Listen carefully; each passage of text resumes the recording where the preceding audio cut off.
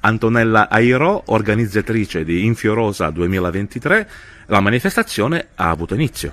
Sì, ha avuto inizio ieri con l'arrivo dell'Associazione Maestri Inviolatori di Noto e sono già al lavoro. Abbiamo spostato l'inviolata al castello di Chiaramonte per una questione proprio di sicurezza, perché si prospetta maltempo, quindi abbiamo deciso di poter dare la possibilità a questi tappeti di poter essere visibili il più lungo possibile. Stanno realizzando due bellissimi tappeti, come soggetto uno è il logo del nostro comune, proprio per ringraziare come associazione quello che Favara sta facendo, sostenendo veramente in ogni aspetto la manifestazione, e l'altro è la Sicilia, la Trinacria, perché l'evento Infiorosa 2023 è dedicato alla nostra regione meravigliosa. Intanto sono state spostate le date degli eventi. Sì, relativamente allo spettacolo sono state spostate di qualche giorno in attesa delle giuste autorizzazioni, perché la sicurezza prima di ogni cosa. Però sono stati confermati i contenuti: avremo l'Analfino, avremo Sasa Salvaggio, avremo i defilè, tutto quello che era nella scaletta è stata tutta confermata, quindi aspettiamo che ci diano le autorizzazioni e quindi possiamo partire con questa meravigliosa manifestazione. Per la realizzazione dei due tappeti floreali è stato reso necessario anche il contributo piacevole dei fioristi di Favara.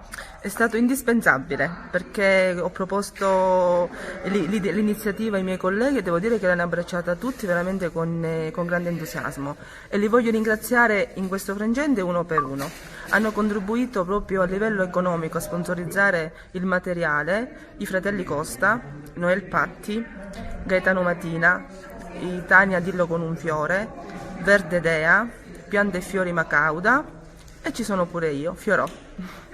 Li ringrazio veramente di cuore, perché proprio stanno permettendo a tutto Favara e a tutta la provincia di far conoscere il fiore in una connotazione completamente diversa di quello che si conosce. Ecco che in questo caso il fiore diventano due bellissimi tappeti. Grazie da parte mia di cuore ai miei colleghi.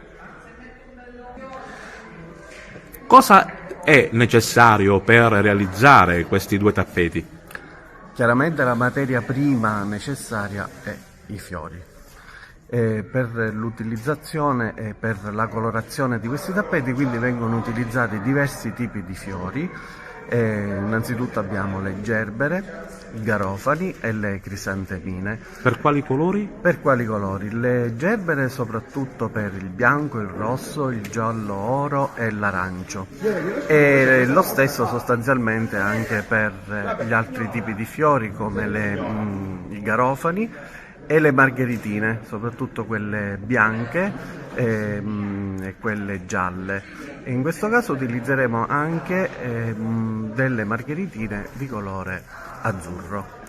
Utilizzerete anche del materiale vegetale? Oltre ai fiori chiaramente verrà utilizzato del materiale vegetale, fondamentalmente la crusca, e poi per le varie sfumature vengono utilizzate anche altri materiali come per esempio il caffè o eventualmente i chicchi di riso, normalmente anche per altri tipi di sfumature piselli secchi, semi di soia, lenticchie rosse, fagioli neri, eccetera eccetera.